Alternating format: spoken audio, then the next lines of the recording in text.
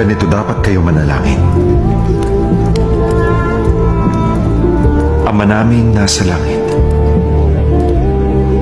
sambahin ang ngalan mo.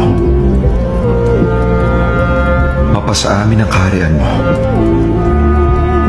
Sundin ang loob mo dito sa lupa para ng sa langit.